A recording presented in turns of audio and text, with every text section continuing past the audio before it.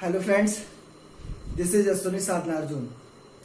Friends, हमने topic start किया है लॉ ऑफ टॉर्ट्स, जिसमें से कुछ चीजें हम लोग पहले लेक्चर्स में देख चुके हैं। जैसे हमने देखा है कि what is tort, definitions of tort, और whether it is law of tort और लॉ ऑफ टॉर्ट्स। तो ऐसी कई चीजें अभी हम लोग डिस्कस कर चुके हैं। अच्छा, इसमें एक चीज ध्यान रखिएगा कि अभी क्या होगा, कुछ ऐसे टर्म्स आएंगे जिसको हम बहुत डिटेल में नहीं जाएंगे, क्योंकि फाइनली आगे हमको क्या करना है कि हर टॉपिक को बहुत डिटेल में पढ़ना है। तो जब एक बार आप वो चीजें पढ़ लेंगे तो ये और बहुत अच्छे से आपका क्लियर हो जाएगा। इसका मतलब ये बिल्कुल नहीं कि अभी क्लियर नहीं होगा, लेकिन उस समय आपके कई ऐसे डाउट जो है अभी मन में हो सकता है, लेकिन वो सब बाद में धीरे धीरे क्लियर होते चले जाएंगे। तो फ्रेंड्स, आज हम जो अपना स्टार्ट करेंगे उसमें कुछ छोटे छोटे कॉन्सेप्ट हैं जो पूछे जाते हैं। जैसे एक तो दो थ्योरीज होती हैं, एक कहलाती है टॉर्ट पे फॉल्ट थ्योरी और एक कहलाती है no fault theory. Fault theory और नो फॉल्ट थ्योरी। और we can say a person may be held liable if he is on fault, कि एक पर्सन को तभी लाइबल बनाया जाता है जब वो कोई गलती करता है। जनरली ये है भी भाई, अगर हमने गलती की है तो हमको सजा मिलनी चाहिए, अगर हमने कोई फॉल्ट किया है तब हमको सजा मिलनी चाहिए। तो ये तो जनरल चीज है, लेकिन एक एक्सेप्शन रूल ये भी है, due to some special circumstances if a person is not on fault even then that person may be held liable in cases of tort. एक दूसरा हमारा कॉन्सेप्ट ये है कि कभी कभी ऐसा होता है कि एक पर्सन जो गलती नहीं कर रहा है, इवन देन हम उसको लाइबल बना देते हैं। कैसे? जैसे मान लीजिए फॉल्ट थ्योरी क्या होता है कि हमने कोई गलती की, उसके लिए हमको लाइबल बना दिया गया। जैसे असॉल्ट हो गया, मैलिशियस प्रोसिक्यूशन हो गया, या आपका फॉल्स इंप्रिजनमेंट हो गया। ये सब ऐसी चीजें हैं जिसमें हमें ये देखा जाता है कि क्या आपने कोई गलती की है। अगर आपने गलती की है तो आपको उसका पनिशमेंट मिलेगा, अगर क्राइम है तो पनिशमेंट मिलेगा, और अगर टॉर्ट है तो आपको डैमेज बियर करना पड़ेगा, आपको कंपनसेट करना पड़ेगा दूसरी पार्टी को। लेकिन ये कब होता है? जब आपने कोई गलती की है, तो वो क्या कहलाती है? फॉल्ट थ्योरी कहलाती है। जैसे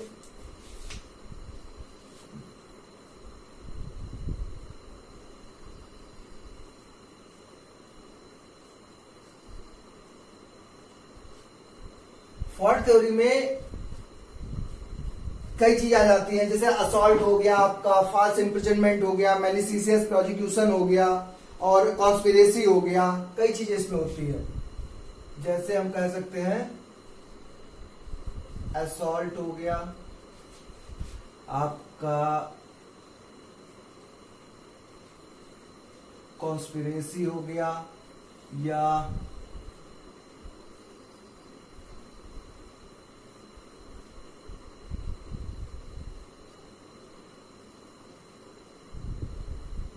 ये आपका फॉल्स इंप्रिजनमेंट हो गया। तो असॉल्ट है, कॉन्स्पिरेसी है, फॉल्स इंप्रिजनमेंट है, या मैलिशियस प्रोसिक्यूशन हो गया।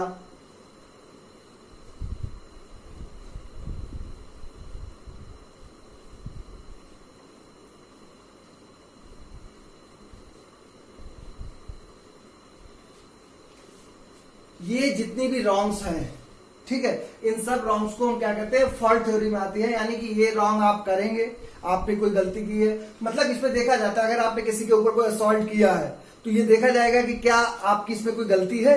क्योंकि जब आप क्राइम देखेंगे तो उसमें क्या होता है कि प्राइवेट डिफेंस भी दिया जाता है। प्राइवेट डिफेंस में भी अगर इसने काम किया है तो फिर वो ऑफेंस नहीं होता है। ऐसे टॉर्ट में भी होता है कि अगर आपने ये किया है और आपकी फॉल्ट नहीं है, ठीक है, तो आप लाइबल नहीं होंगे। आप लाइबल इन केसेस में कब होंगे? जब आपकी कोई ना कोई गलती हो। लेकिन कुछ चीजें ऐसी होती हैं जो नो फॉल्ट थ्योरी में आ जाती हैं।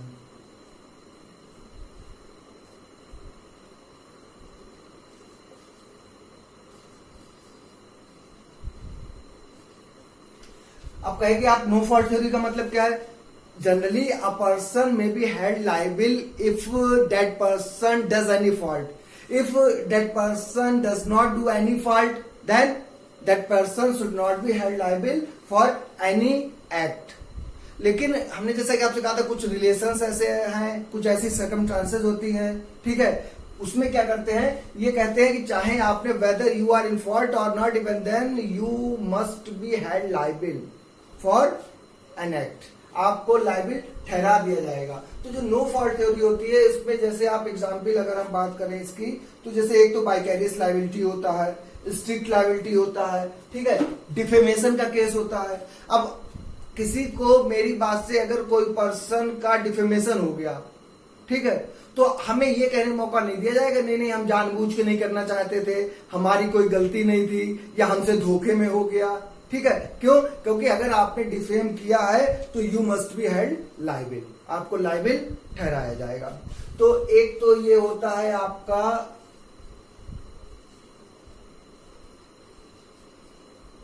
इन द केस ऑफ डिफेमेशन हो गया, और अगर आप बात कीजिए तो आपका ये स्ट्रिक्ट लायबिलिटी होता है।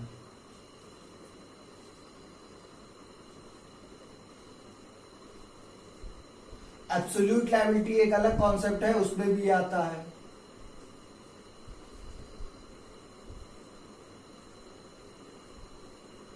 ठीक, तो वाइकेरियस लायबिलिटी भी एक कॉन्सेप्ट होता है, वाइकेरियस लायबिलिटी में भी ये चीजें आ जाती हैं।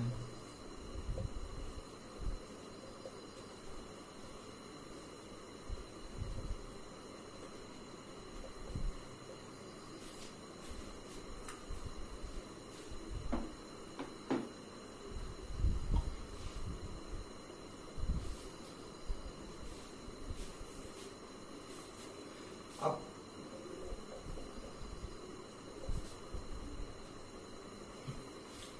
ये क्या क्या हो गया आपका नो फॉल्ट थ्योरी में, जैसे डिफेमेशन हो गया, स्ट्रिक्ट लायबिलिटी हो गया, एब्सोल्यूट लायबिलिटी। अब ये एक एक चीज क्या है, हर टॉपिक को हमको आगे जाके बहुत ज्यादा डिटेल में पढ़ना है। जब डिटेल पढ़ा, अभी आप ऐसे समझ लीजिए, डिफेमेशन मतलब होता है किसी को डिफेम करना। स्ट्रिक्ट लायबिलिटी इन्होंने क्या क्या एक पूरा रूल ही डेवलप कर दिया गया था in the case of Rylands versus Fletcher. उसमें कुछ कंडीशंस थी, उसमें ये कह दिया गया था कि आपकी लायबिलिटी क्या है, स्ट्रिक्ट है। Strict liability means a person should not be allowed to take any defense, or that person is not allowed to say that he is not on fault. उसे ये कहने का मौका नहीं दिया जाएगा कि हमने कोई गलती नहीं की है। उसकी लायबिलिटी कैसी होगी, स्ट्रिक्ट होगी।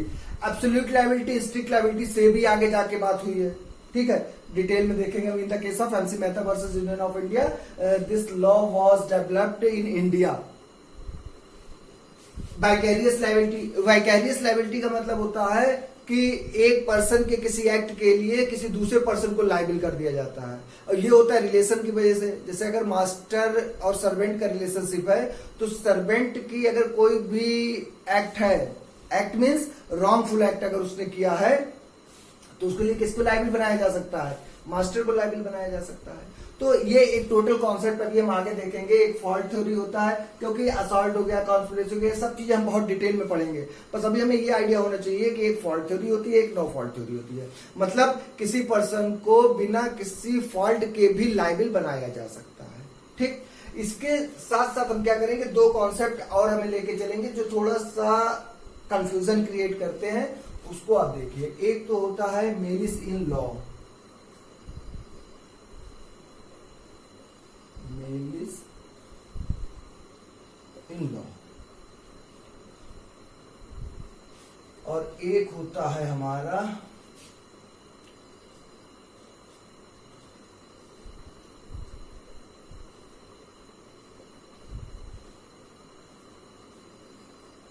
Malice in fact. ये दो चीजें खूब पूछी जाती है। What do you mean by malice in law and what do you mean by malice in fact. Malice in law क्या होता है, मेलिस इन फैक्ट क्या होता है। आप मेलिस इन लॉ को समझने के लिए केवल इतना ध्यान रखिए, इसको आप कह सकते हैं एब्सेंस ऑफ लीगल जस्टिफिकेशन, कि अगर हमने कोई भी ऐसा एक्ट किया है और उस एक्ट के लिए हमारे पास कोई भी लीगल जस्टिफिकेशन नहीं, लीगल जस्टिफिकेशन नहीं है, then that act is called malice in law, ठीक है। जैसे मान लीजिए हमको मना किया गया है कि आपको किसी को डिफेम नहीं करना है, हमारी ये ड्यूटी है कि हम किसी दूसरे को डिफेम ना करें, because every person has some legal rights and those rights should not be violated by any other person from the society. And if any person from the society violates those rights, then the activity of that person who violates the right is called a wrong. क्या कहलाएगा? Wrong कहलाएगा. और अगर उस wrong करने के लिए, उसको डिफेम करने के लिए या उसको पे असॉल्ट करने के लिए हमारे पास कोई लीगल जस्टिफिकेशन है, जैसे अगर हम मान लीजिए कोई ऐसा काम है जिसके लिए हमको अलाउ किया गया है करना, ठीक है, जैसे मान लीजिए डिफेमेशन ही है, और डिफेमेशन का ये एक्सेप्शन है, अगर आप किसी के लिए कोई सही बात कह रहे हैं तो वो डिफेमेशन का एक्सेप्शन में आ जाता है. इसका मतलब जैसे गधे को अगर आप गधा कहते हैं तो कोई डिफेमेशन नहीं है, ठीक है. हाँ, घोड़े को अगर आप गधा कह रहे हो तो ये उसको डिफेम कर रहे हो आप. तो अब अगर हमारे पास उस एक्ट के लिए एक लीगल जस्टिफिकेशन है कि हम जो बात कह रहे हैं वो बिल्कुल सही है और हम उसको प्रूव कर रहे हैं, तो हम किसी को कोई डिफेम नहीं कर रहे हैं. But if a person has no legal justification for his or her act, then that activity is called malice in law. कि आप लीगली जो है वो मेलिस कर रहे हैं. क्यों? क्योंकि आप जो एक्ट कर रहे हैं उसके लिए आपके पास कोई भी लीगल एक्टिविटी नहीं है. और जो ये मेलिस इन लॉ होता है ये या तो कोई एक्ट के थ्रू होता है और ये किसी कॉन्डक्ट के थ्रू होता है. या तो कोई कंडक्ट ऐसा होगा या एक्ट होगा, ठीक. अब इसके just opposite malice in fact क्या होता है? मेलिस इन फैक्ट होता है कि हमारे माइंड के स्टेट ऑफ माइंड, जैसे ये एक्ट ऑफ कंडक्ट होता है, मेलिस इन फैक्ट को आप कह सकते हैं स्टेट ऑफ माइंड. अब या it is also known as evil motive. या तो स्टेट ऑफ माइंड होती है ये, जैसे हमारे दिमाग में चल रहा है, हम मन में रोज सोचते हैं कि यार ये बहुत ऐसा आदमी है, हम कल इसको डिफेम करेंगे, लेकिन करते नहीं है. हम केवल मन में सोचते हैं कि इसको हम डिफेम करेंगे, लेकिन करते नहीं. तो ये जो मन में हम सोचते हैं ये क्या कहलाता है? मेलिस इन फैक्ट कहलाता है. अब होता क्या है, जनरली मेलिस इन फैक्ट जो है ये इररेलेवेंट होता है in case of tort. Tort में जो, जबकि क्राइम में ये मेंस रिया कहलाता है and it is most essential element of a crime, because any act to be considered as a crime, two essential element are, first one is mens rea and second one is actus reus. कि एक तो उसने act किया हो कोई और वो mains रिया के साथ किया हो, दुर्भावना के साथ किया हो, दुराशय के साथ किया हो, ठीक है, बैड इंटेंशन के साथ किया हो. अब लेकिन यहां पे क्या है, यहां पे मेलिस इन फैक्ट जो स्टेट ऑफ माइंड या इविल मोटिव होता है ये बहुत ज्यादा रेलेवेंट नहीं होता है. हाँ, इसकी रेलेवेंसी केवल देखिए, केवल इसके आधार पे किसी को गिल्टी प्रूव नहीं किया जा सकता और ये नहीं कहा जा सकता कि आप डैमेज दो. डैमेज दिलाने के लिए मेलिस इन लॉ का होना बहुत जरूरी है. And if in any act there is lack of malice in law, then that person will not be say to pay any compensation. उसको कोई भी compensation देने के लिए नहीं कहा जाएगा. और that person should not be held liable for the activity of tort. Tort के लिए उसको लाइबल नहीं अगर मेलिस ऑफ लॉ नहीं है. हाँ, मेलिस ऑफ फैक्ट का केवल एक फायदा हो जाता है कि अगर मेलिस ऑफ लॉ भी है, मेलिस ऑफ लॉ प्रूव हो गया, उसके बाद जो मेलिस ऑफ फैक्ट है उसका इंपॉर्टेंस ये हो सकता है कि जो डैमेज है उसको डिसाइड करने के लिए एक काम मान लीजिए आपने क्या बिना मेलिस ऑफ फैक्ट के किया है, ठीक है, एक क्या है मेलिस इन लॉ है. तो मेलिस इन लॉ से तो आपको क्या होगा, लाइबल ठहराया जाएगा. मेलिस इन फैक्ट अगर उसमें ऐड हो जाता है तो इससे ये हो सकता है कि जो अमाउंट डिसाइड होगा या जो डैमेज डिसाइड होगा उसमें केवल इसकी रेलेवेंसी हो सकती है. अदरवाइज मेलिस इन फैक्ट जो है इसकी कोई भी लाइबिलिटी नहीं होती. अब आज जो हम लोगों ने देखा है तो एक तो बेटा देखिए हम लोगों ने अच्छे से टॉपिक देखा है malice in law and malice in fact, ठीक, ये हो गया. इसके बाद हमने दो थ्योरीज देखी है, फॉल्ट थ्योरी और नो फॉल्ट थ्योरी. अगर अब फॉल्ट थ्योरी क्या कहता है, फॉल्ट थ्योरी कहता है कि आपने कोई फॉल्ट किया है तब आपको लाइबल ठहराया जाएगा, if you do any fault, only then you may be held liable for the tort. But no fault theory observe that a person may be held liable for the tort even that person does not do any act which is faultious. ऐसा कोई भी act जो fault के साथ है उसने अगर किया है, विद फॉल्ट किया है, ठीक है, अगर कोई फॉल्ट नहीं किया है उसने, इवन देन उस पर्सन को हम क्या करेंगे, लाइबल बना देंगे। जैसे वाइकेरियस लाइबिलिटी हो गया, स्ट्रिक्ट लाइबिलिटी हो गया, एब्सोल्यूट लाइबिलिटी हो गया, डिफेमेशन हो गया। अगर हम करंट ट्रेंड की बात करें इसके लिए कि जो करंट सिनारियो है उसमें हम किस चीज को ज्यादा इंपॉर्टेंस दे रहे हैं, तो आप देखिएगा करंट सिनारियो में इंपॉर्टेंस मिल रही है किसको, नो फॉल्ट थ्योरी को। जैसे फैटल एक्सीडेंट्स क्लेम हो गया, आपका मोटर व्हीकल एक्ट हो गया, वर्कमैन कंपनसेशन एक्ट हो गया, ठीक। इन सब में क्या होता है, ये नहीं देखा जाता है कि whether you are in fault और not, whether you are doing any fault और not, even then you must be held liable. चाहे वो वर्कमैन कंपनसेशन एक्ट हो, चाहे आपका वो मोटर व्हीकल एक्ट हो, और चाहे आपका फैटल एक्सीडेंट्स क्लेम का एक्ट हो। इन सभी में जो करंट ट्रेंड है, या आप देखिए इंश्योरेंस पॉलिसी का कॉन्सेप्ट स्टार्ट है। इंश्योरेंस पॉलिसी का कॉन्सेप्ट इसीलिए आया है कि जनरली देखिए ये पूरा कॉन्सेप्ट इस बात पे करता है कि उस पर्सन को हमें लाइबल बनाना चाहिए, या तो जिसके कंधों में इतना दम है। एक अभी जब हम वाइकेरियस लाइबिलिटी पढ़ेंगे तब हम एक मैगजीन पढ़ेंगे, रिस्पोंडेंट सुपीरियर। इसका मतलब होता है let the superior be respondent, कि जो भी सुपीरियर पर्सन है उस पर रिस्पॉन्सिबिलिटी आप डालो जिससे कि वो उसको उठा सके। या ये कहते हैं कि आप सोसाइटी पे डालो। अब सोसाइटी पे क्या है, जैसे कंपनी ने अगर कोई डैमेज किसी को दिया है तो वो क्या करेगी, सोसाइटी से ही रेट बढ़ा के वसूल कर लेगी। या इंश्योरेंस पॉलिसी उसने ले रखी है तो जो इंश्योरेंस कंपनी होगी वो उसको कर देगी। तो करंट ट्रेंड हमारा नो फॉल्ट थ्योरी की तरफ बढ़ रहा है, क्योंकि कई ऐसी चीजें हैं जिसमें हम देखेंगे कि ये नहीं देखा जाता है कि इसकी फॉल्ट है या नहीं है, इवन देन उसको क्या किया जाएगा, लाइबल बना दिया जाता है और कंपनसेशन देने के लिए कहा जाता है। तो fault theory, no fault theory, यहीं पे थर्ड आप लिख सकते हैं करंट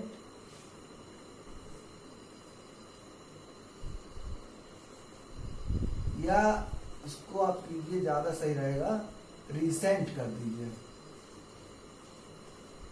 रिसेंट ट्रेंड। इसमें तीनों एक्ट डाल दीजिएगा, motor vehicle act, workmen's compensation act and fatal accident claims. ये हमारा जो इंट्रोडक्शन का पार्ट है टॉर्ट का, वो आज कंप्लीट हो गया है कि हमने देख लिया है कि टॉर्ट क्या है, उसकी डेफिनेशन क्या है, कैसे क्या होता है, फॉल्ट थ्योरी क्या है, नो फॉल्ट थ्योरी क्या है, मैलिस इन लॉ क्या होता है, मैलिस इन फैक्ट क्या होता है।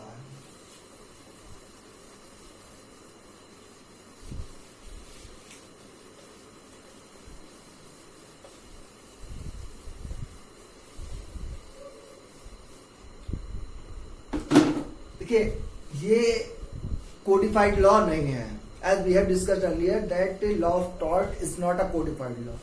So whenever we try to discuss any concept which is not a codified law, then it is very difficult to define all the terms under that law.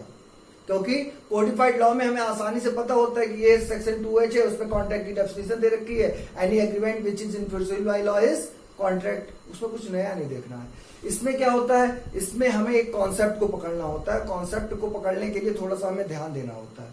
इसलिए देखिए अभी तक जितना भी हमने इंट्रोडक्शन में कराया है, अब हम बहुत इजी टर्म में आपको एक बता देते हैं, क्योंकि एक बार कॉन्सेप्ट अगर क्लियर हो गया, पढ़ने के लिए आप किसी बुक से पढ़िए, किसी नोट से पढ़िए, कहीं से पढ़ लीजिए, आप उसको एक्सप्लेन कर सकते हैं, बस टोटली कॉन्सेप्ट हमारा बन जाए। अब देखिए बहुत इजी वे में हम आपको बताते हैं कि हमने अभी तक क्या क्या देखा है। हमने ये देखा है कि कोई भी पर्सन अगर है, ठीक है, इस पर्सन के लीगल राइट्स होते हैं, every person has some legal rights, ठीक है। अब इसके जो भी लीगल राइट्स हैं, those legal rights should not be violated by any other person, and if those rights are violated then it is called a wrong. अब मान लीजिए इसके जो लीगल राइट्स हैं उसका वॉयलेशन किया जाता है। अब इसके लीगल राइट का वॉयलेशन जब किया जाएगा तो हम इसको क्या कहेंगे, हम इसको रॉन्ग कहेंगे। If rights of a person are violated by any other person from the society then that activity is called a wrong. And if that wrong is mentioned as a crime under any penal law then it is a criminal wrong. Remedy is punishment. ये सब हम लोग discuss कर चुके हैं, ठीक है। अब या तो ये क्या होगा,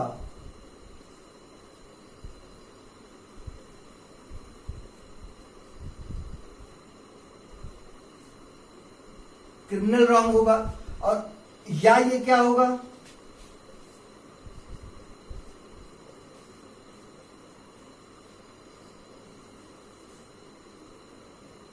सिविल रॉन्ग होगा। ये आपको पता है कि देखिए बहुत आसानी से समझिए कि हर पर्सन के कुछ राइट्स हैं, उन राइट्स को अगर वायलेट किया जाता है तो ये रॉन्ग हो जाता है, या तो ये क्रिमिनल रॉन्ग होगा और ये सिविल रॉन्ग होगा। आज हम बात करेंगे केवल टॉर्ट की। तो टॉर्ट की जब हम बात करेंगे तो जिस पर्सन के ये राइट्स को वायलेट किया जा रहा है that person is called aggrieved person, ठीक। और ये जो रॉन्ग डूअर होगा that person is called tortfeasor. जो रॉन्ग डूअर होगा हमारा, मान लीजिए ये जो रॉन्ग करता है ये कोई पर्सन बी है वो करता है, तो वी हमारा क्या कहलाएगा, हमारा क्यों होगा, ये तो यार किसी का नहीं होगा, जो गलत आदमी है उसको हमारा नहीं कहना चाहिए, ये भी गलत ही है। तो बी क्या कहलाएगा, टॉर्ट फीजर कहलाएगा। ए क्या कहलाएगा, एग्रीव्ड पर्सन कहलाएगा। अब अगर केस आएगा उसके हिसाब से हम देखें तो जिसको नुकसान होता है हमेशा वो केस लेके आता है, तो ए हमारा क्या हो जाएगा, प्लेंटिफ हो जाएगा, और बी क्या हो जाएगा, डिफेंडेंट हो जाएगा। अब यहां पे आप ये देखिए कि अब ये सिविल रॉन्ग है, और सिविल रॉन्ग भी हमने आपको बताया था, इसको हम या तो ये आपका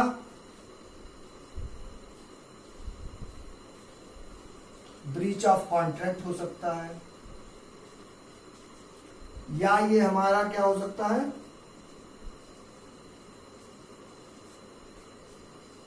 ब्रीच ऑफ ट्रस्ट हो सकता है, या हमारा ये हो सकता है टॉर्ट। तो ना तो हमें ब्रीच ऑफ कॉन्ट्रैक्ट से मतलब है, ना हमें ब्रीच ऑफ ट्रस्ट से मतलब है, हमें मतलब है टॉर्ट से। अब मान लीजिए ये जो रॉन्ग है ये जो टॉर्ट है, ठीक है, टॉर्ट भी एक तरीके से क्या है, रॉन्ग ही है। यहां तक हमें नहीं लगता आपको कोई प्रॉब्लम आनी चाहिए।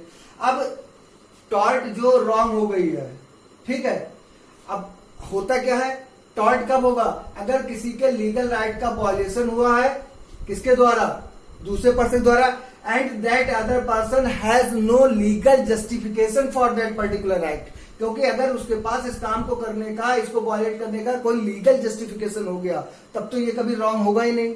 ये रॉन्ग कब होगा, जब इस पर्सन के पास कोई लीगल जस्टिफिकेशन नहीं है, यानी लीगल जस्टिफिकेशन भी नहीं है, ये हो गया। और जो ये काम होगा ये किसके द्वारा होगा, या तो ये होगा किसी एक्ट के द्वारा, और या ये होगा किसी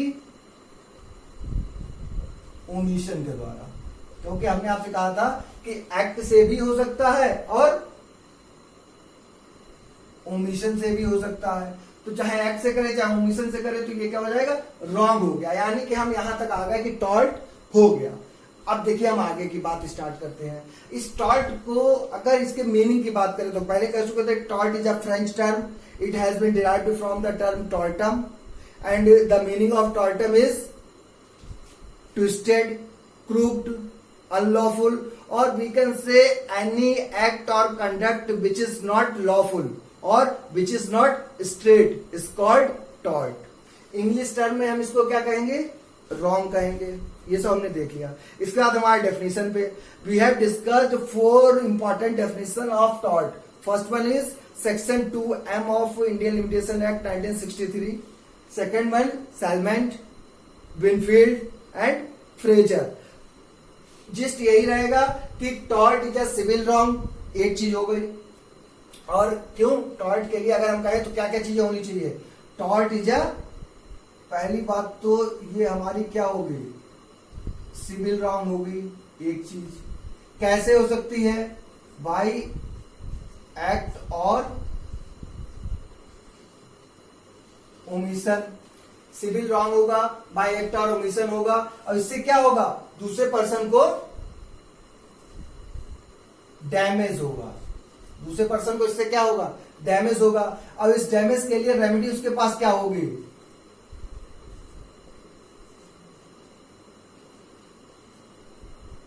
अनलिक्विडेटेड डैमेज।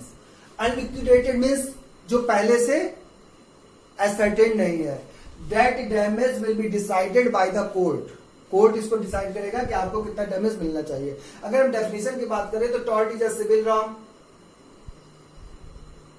इससे क्या होता है, डैमेज होगा, और डैमेज कैसा मिलेगा, अनलिक्विडेटेड डैमेज मिलेगा। लेकिन यहां पे एक चीज और ध्यान रखिए, जैसे हमने कहा कि ना तो ब्रीच ऑफ कॉन्ट्रैक्ट अलग कर दिया और ब्रीच ऑफ ट्रस्ट अलग कर दिया, तो यहां पे हम ये कह सकते हैं कि tort is a civil wrong other then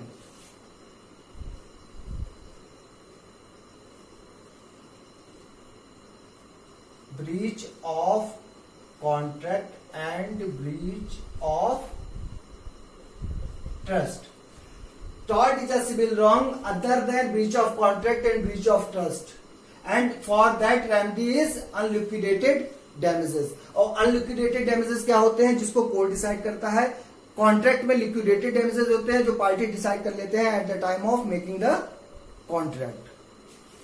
ये एक हमारा पूरा कॉन्सेप्ट इतना हो गया। आपने डेफिनेशन भी देख ली चारों, किसकी किसकी, सेक्शन 2M किसका है, लिमिटेशन एक्ट का।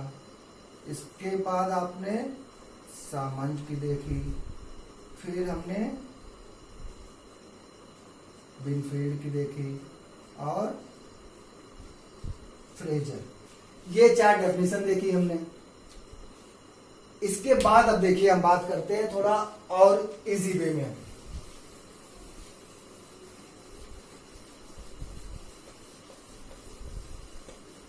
देखिए ये लॉ है, इसको जितना इजी बनाएंगे उतना इजी हो जाएगा। जितना इसको आप कंफ्यूज होंगे उतना ही आपको कंफ्यूज करता चला जाएगा, क्योंकि जब सीधी बात हो रही है, और ये दिक्कत कब आती है, जब हम कॉन्सेप्ट पे बात नहीं करते हैं, हमको पता ही नहीं है सही से कि कॉन्सेप्ट इस पर्टिकुलर लॉ का है क्या। क्योंकि देखिए बहुत अच्छी बात बताया आपको, किसी ने कहा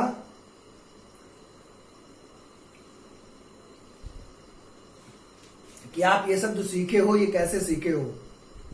जैसा लोग कहते रहते ना, अरे भाई ये तो हमेशा हंसते रहते हैं, ये जो भी सीख गए हंस हंस के सीख गए। कोई कहता कि नहीं नहीं ये तो बहुत रोता है आदमी, इसने जिंदगी में जो भी सीखा है सब रो रो के सीखा है। तो एक बहुत अच्छे इंसान ने कहा है कि ना हम कुछ हंस के सीखे हैं और ना हम कुछ रो के सीखे हैं। क्या कहा उन्होंने, ना हम कुछ हंस के सीखे हैं और ना हम कुछ रो के सीखे हैं, ये हम जो भी सीखे हैं किसी के हो के सीखे हैं। या देखिए बहुत अच्छी लाइनें ध्यान आ गई, क्योंकि जब तक लाइनें ये नहीं निकलती हैं तब तक मजा ही नहीं आता टॉपिक में। तभी लेक्चर स्टार्ट हो गया था, लेकिन एक मजा नहीं आ पा रहा था समझने का। जैसे किसी ने बहुत अच्छी बातें कही हैं कि दो ही शर्तें हैं वफा की और आजमा कर देख लो। दो ही शर्तें हैं वफा की, आजमा कर देख लो, और या तो बन जाओ किसी के या बना कर देख लो। मतलब यह है कि जब तक किसी के हो नहीं जाओगे आप, ठीक है, जब तक किसी को अपना नहीं बना लोगे या किसी के बन नहीं जाओगे, तब तक आपको चीज समझ में नहीं आ सकती। और अपना बनाने का मतलब वो नहीं है जो आप समझ रहे हो, आप गलत समझ रहे हो। गलत नहीं कह सकते, वो भी ठीक ही है अगर आप सही तरीके से बना रहे हो तो। यहां पे हमारे कहने का मतलब सिर्फ बेटा ये है कि हमें उस टॉपिक को महसूस करना पड़ेगा। हम सिंपल सी बात है, बिल्कुल सीधे सीधे, अच्छा ये चीज हो गई, ये चीज हो गई, ये चीज हो गई, ऐसे पढ़ाई करनी है हमें, तब हमें क्लियर होगा जाके। वरना आप याद करने बैठ जाओ सामान्य ने क्या कहा, टॉल्ट ने क्या कहा, किससे क्या होता है, तब तो फिर पढ़ना ही बेकार है, रट लो बैठ के अकेले। यहां तक आपको क्लियर हो गया कि हम आ गए थे रॉन्ग पे।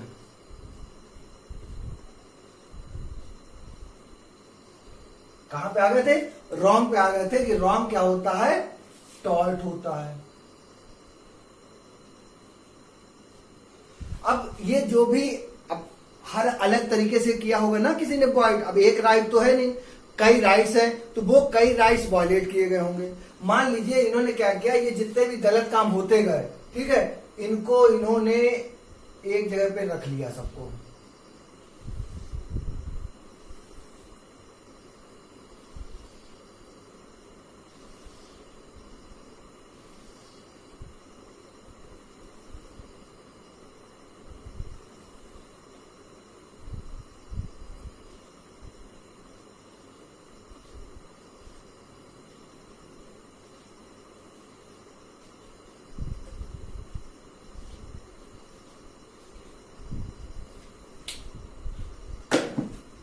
अब देखिए ये क्या है, वो एक्ट है, ठीक, जो टॉर्ट में कन्वर्ट हो गए, यानी कि जो रॉन्ग है। अब मान लो ये असॉल्ट हो गया, बैटरी हो गया, कॉन्स्पिरेसी हो गया, डिसीट हो गया, ठीक है, या और हम आगे एक एक करके करते। मान लो टोटल हमने 12 जो है ये डिसाइड कर दिया, ये 12 क्या है, ये रॉन्ग है।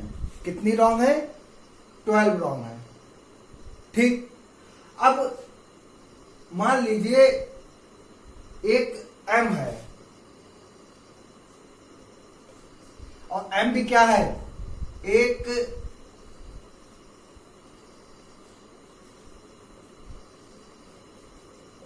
रॉन्गफुल एक्ट है। और ये रॉन्गफुल एक्ट जो इस रॉन्ग के होने की जितनी कंडीशंस है वो सब पूरी करता है। मतलब इस एक्ट ने क्या किया है, किसी पर्सन के लीगल राइट्स का वायलेशन किया है, और उस वायलेशन करने का इस पर्सन एम जो एक्ट हुआ है उसका कोई लीगल जस्टिफिकेशन नहीं है, यानी कि एम भी क्या हो गया, रॉन्गफुल एक्ट हो गया, ठीक। लेकिन क्वेश्चन अराइज ये होता है whether the activity M should be considered as a tort और नॉट, कि जो ये रॉन्गफुल एक्ट एम जो है क्या इसको हम टॉर्ट माने या ना माने, ठीक। तो जो एक पर्सन हमारे हैं सामंड,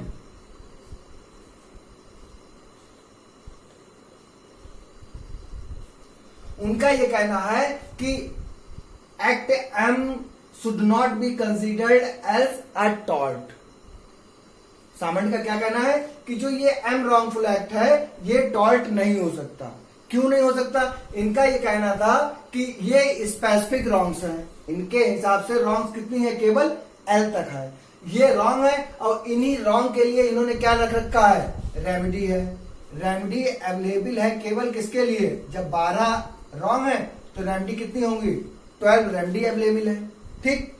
तो इन 12 रॉन्ग के लिए 12 रेमेडी अवेलेबल है। अब ये जो एम आ गया है इसके लिए देखिए यहाँ पे कहीं पे मान लीजिए ए अगर रॉन्ग है और ये जो इसका बॉक्स है ये अगर हम रेमेडी मान लें फॉर एग्जाम्पल, तो क्या एम के लिए यहाँ पे कोई रेमेडी है, नहीं है। तो सामंड का ये कहना है कि एम जो है वो रॉन्गफुल एक्ट भी नहीं है। क्यों? क्योंकि सामंड का ये कहना था ये लॉ ऑफ टॉर्ट्स है। क्या है ये, लॉ ऑफ टॉर्ट्स। इसीलिए जो सामंड की बुक है उसका नाम क्या है, लॉ ऑफ टॉर्ट्स है। इनका ये कहना था there are specific wrongs,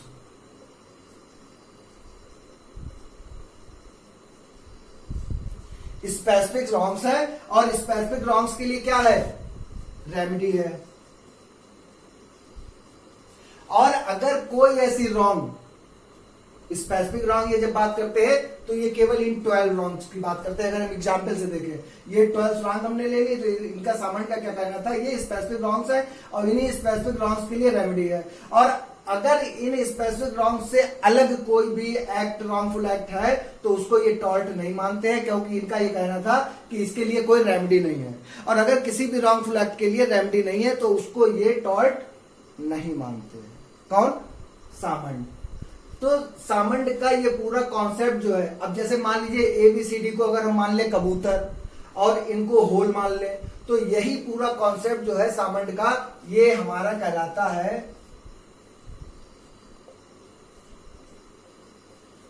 pigeon whole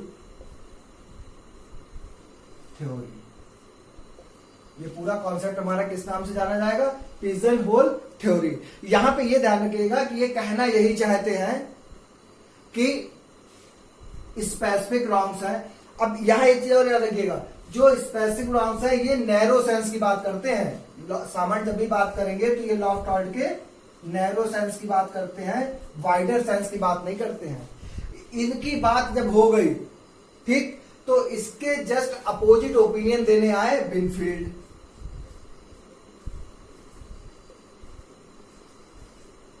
इनकी बुक का नाम जो था वो क्या था? Law of tort. ठीक। अब बिनफील्ड का क्या कहना था? बिनफील्ड ये कहते थे कि भाई देखो, अगर किसी भी रॉन्गफुल एक्ट के लिए अगर रेमेडी नहीं है तो जिस पर्सन का ये वायलेशन हुआ है उसके साथ तो आप क्या कर रहे हो? गलत कर रहे हो ना।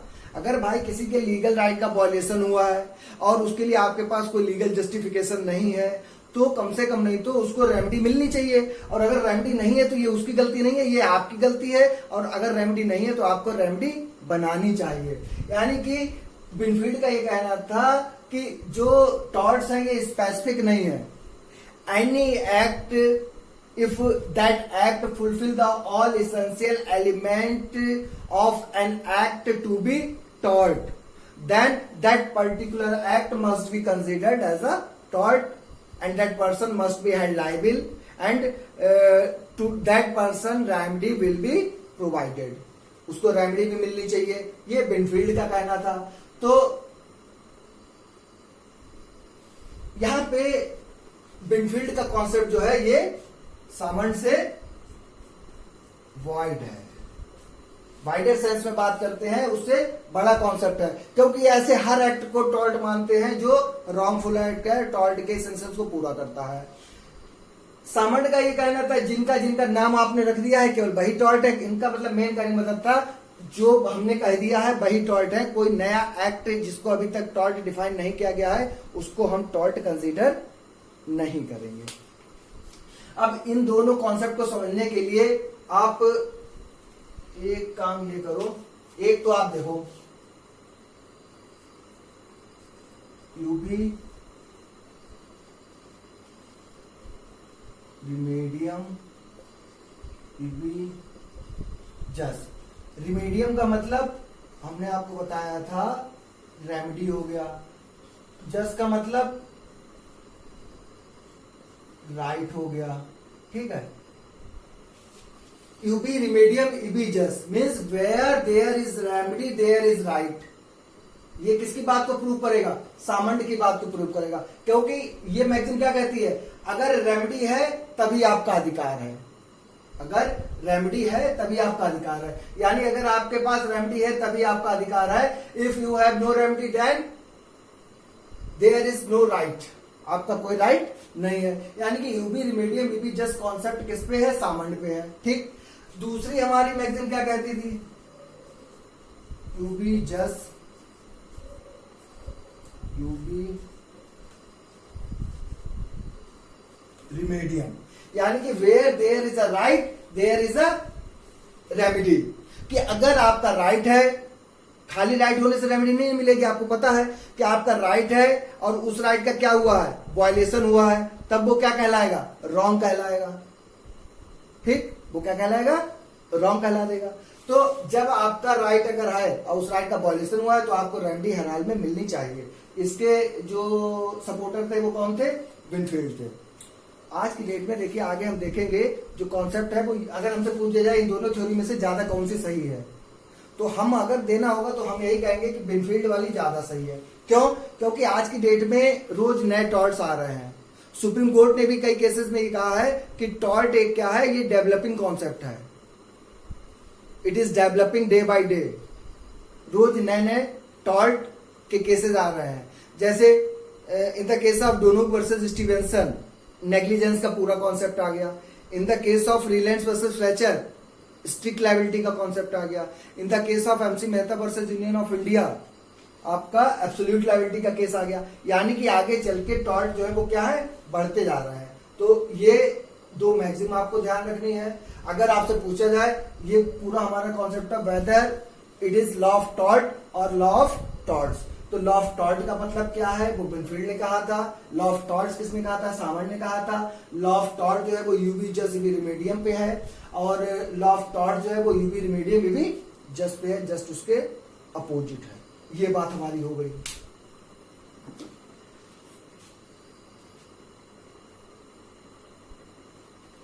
समझो भाई, इससे यार सरल समझाया नहीं जा सकता। अगर अभी भी नहीं समझ में आएगा तो फिर मजा नहीं आएगा। तो समझने का यही तरीका है कि अब इसको पढ़ो, आप बुक से पढ़ो, लेक्चर को 2-3 बार सुनो। अब आप सोचो कि एक बार सुन के सब आपका तैयार हो जाएगा, तो ये तो हमारा तैयार नहीं हुआ, कभी किसी का नहीं हुआ। लॉ रिपीटिशन मांगता है बेटा, जितना ज्यादा रिवीजन करोगे उतना ही ज्यादा फायदे में रहोगे। अच्छा, ये तो है ही, कायदे में रहोगे तो फायदे में रहोगे, उसमें कोई कहने वाली बात ही नहीं है। अब देखिए, ये दो मैगजीन और हमने आपको बताई थी। एक हमारी मैगजीन थी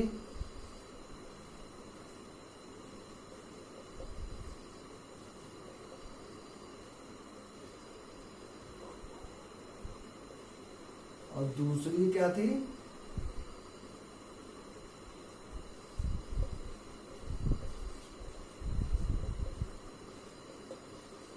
इसमें इंजूरिया का मतलब हमने आपको बताया था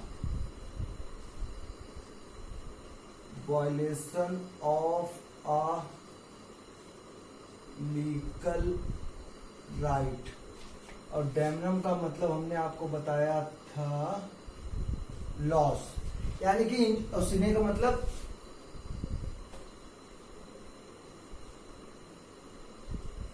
विदाउट, यानी हम कह सकते हैं violation of a legal right without loss. कि इंजीरिया सिने डैमनम ये कहता है कि आपके किसी लीगल राइट का वायलेशन हुआ है, लेकिन आपको नुकसान हुआ हो या ना हुआ हो। जब भी लीगल राइट का वायलेशन होगा, रेमेडी मिलेगी। इस पर दो केसेस हमने देखे थे, एसबी वर्सेस वाइट का और Bhim Singh versus state of J&K का। डैमनम सिने इंजूरिया क्या कहता है, loss without violation of a legal right, कि आपको कितना भी नुकसान हुआ हो, अगर आपके लीगल राइट का वायलेशन नहीं हुआ है तो आपको कोई रेमेडी नहीं मिलेगी। रेमेडी आपको नहीं मिलेगी कब, अगर आपके लीगल राइट का वायलेशन नहीं हुआ है, नुकसान हुआ है केवल। कई केसेस इस पे हमने देखे थे, जैसे ग्लोसेस्टर ग्रामर स्कूल का केस था, पिकल्स का केस था, ऑक्टन वर्सेस ब्लेंडल का केस था, town area committee versus Prabhudayal का केस था। कई केसेस हमने देखे थे। तो ये कॉन्सेप्ट हमारा हो गया। आज हम लोगों ने क्या क्या डिस्कस किया है, आज हमने डिस्कस किया है एक तो फॉल्ट थ्योरी और दूसरा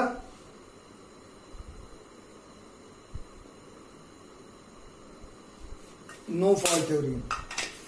फॉल्ट थ्योरी क्या कहता है, फॉल्ट थ्योरी ये कहता है कि अगर आपने कोई फॉल्ट किया है तब आपको लायबिल बनाया जाएगा।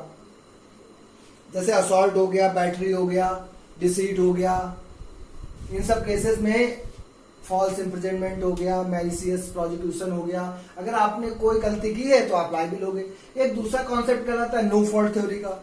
नो फॉल्ट थ्योरी में इन्होंने क्या कहा है कि अगर आपने गलती नहीं की है, इवन देन कुछ कंडीशंस की वजह से आपको क्या किया जाएगा, लायबिल बना दिया जाएगा। जैसे strict liability, absolute liability, vicarious liability, ये सब हम लोग डिटेल में आगे सब पढ़ेंगे। बस आपको कॉन्सेप्ट थोड़ा सा पता होना चाहिए। एक चीज हमने और देखी थी, malice in law, malice in fact. Malice in law एक एक्ट और कॉन्डक्ट होता है जिसमें ये क्या करता है, आप कह सकते हैं absence of legal justification for an act. किसी भी रॉन्गफुल एक्ट के लिए अगर हमारे पास कोई लीगल जस्टिफिकेशन नहीं है तो ये क्या कहलाएगा, मेलिस इन लॉ कहलाएगा। मेलिस इन लॉ बहुत इंपॉर्टेंट होता है किसी भी पर्सन को लाइबिल बनाने के लिए। मेलिस इन फैक्ट जो होता है कि स्टेट ऑफ माइंड होता है और इविल मोटिव होता है, ठीक है। टॉर्ट में कुछ एक्सेप्शंस को अगर छोड़ दीजिए, वो हम आगे देखेंगे। मेलिस इन फैक्ट का कोई बहुत ज्यादा रेलेवेंसी नहीं होती है। हाँ, इसकी रेलेवेंसी तब हो सकती है जब डैमेज को डिसाइड किया जा सकता है, तो हो सकता है उसको कुछ बढ़ा दिया जाए। जैसे अगर हम क्राइम से इसका एक आपको कोई एग्जांपल बताएं, जैसे मान लीजिए क्राइम से इसलिए बता रहे हैं कि उससे आपको इजीली समझ में आ जाएगा। ए का मर्डर कर दिया बी ने, ठीक है। अब बी ने क्या किया है, रॉन्गफुल एक्ट किया है, और ये रॉन्गफुल एक्ट क्या है, सीरियस है, तो इसको हम क्या कहेंगे, क्रिमिनल रॉन्ग कहेंगे। अब क्रिमिनल रॉन्ग जब हम कहेंगे तो हम ये देखेंगे कि बी को क्या मिलना चाहिए, पनिशमेंट मिलना चाहिए। लेकिन अगर बी ये कह दे कि हमने ए को मारा है प्राइवेट डिफेंस में,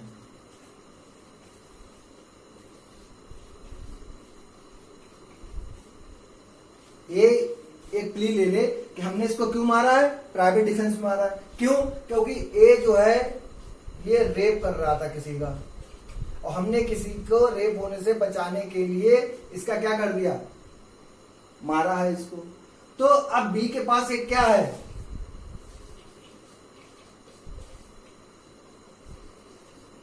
लीगल जस्टिफिकेशन है। अब लीगल जस्टिफिकेशन है तो क्या होगा, इसको प्राइवेट डिफेंस का फायदा मिल जाएगा और इसके ऊपर कोई कार्रवाई नहीं होगी। लेकिन मान लो अगर इसके पास लीगल जस्टिफिकेशन नहीं होता तो क्या होता, इसके ऊपर मर्डर का चार्ज लगता। ऐसे टॉर्ट में होता है कि आपने कोई एक्ट किया है, अगर उसके लिए लीगल जस्टिफिकेशन है तो आपको लायबिल नहीं बनाया जाएगा, लेकिन अगर नहीं है तो आपको लायबिल बना दिया जाएगा। तो बेटा ये हमारा टोटल फर्स्ट जो टॉपिक है, introduction of law of torts, ये आज कंप्लीट हो गया है। इसको आप अच्छे से एक दो बार लेक्चर सुन लीजिए किसी बुक से, और हम तो कहेंगे अगर आप बांगिया की बुक पढ़ लीजिए तो इसमें बहुत अच्छी है, बांगिया की बुक ले लीजिए, या जो आपको अच्छी लगे। देखिए बुक सब अच्छी होती है, हमने पहले कहा है कि बस ये है कि जिसकी लैंग्वेज आपको समझ में आ जाए। हमें बांगिया की इजी लगती है तो उससे ये पढ़ के देख लीजिए, और अगर कोई अभी भी आपको डाउट हो तो आप कमेंट बॉक्स में पूछ सकते हैं। इसके अलावा जो है वो कॉन्ट्रैक्ट और एडमिनिस्ट्रेटिव लॉ, ये दोनों टॉपिक भी हमारे पूरे कंप्लीट हो गए हैं, प्ले लिस्ट में पढ़े हैं और बिल्कुल सीक्वेंस में पढ़े हैं, उसको आप एक बार सुन लीजिए। इसके अलावा कुछ सोशल और लीगल एस्पेक्ट पे भी बहुत अच्छे लेक्चर पड़े हुए हैं हमारे इस चैनल पे। आपकी जनरेशन के हिसाब से एक फेयरवेल पार्टी का लेक्चर पड़ा होगा, जिसमें एक कंपेयर किया गया है लव और कॉन्ट्रैक्ट को, वो आप देखिए, उसमें आपको अपने आज की जिंदगी के कुछ फैसले लेने के लिए हो सकता है बहुत अच्छा आइडिया मिल जाए कुछ। और भाई रोज वाली रिपीटेड बातें कि चैनल अगर ना सब्सक्राइब किया हो तो अब मत कीजिए। हाँ सही कह रहे हैं, गलत नहीं सुन रहे आप, कि अगर नहीं किया है तो मत कीजिए, क्योंकि अगर अभी तक आपको मेरी बात नहीं समझ में आई है तो आगे भी नहीं समझ में आएगी, ठीक है। तो चैनल मत सब्सक्राइब कर लीजिए, जिसने कर लिया है उनके लिए सफिशिएंट है, वो अपना पढ़ते रहें। Thanks a lot.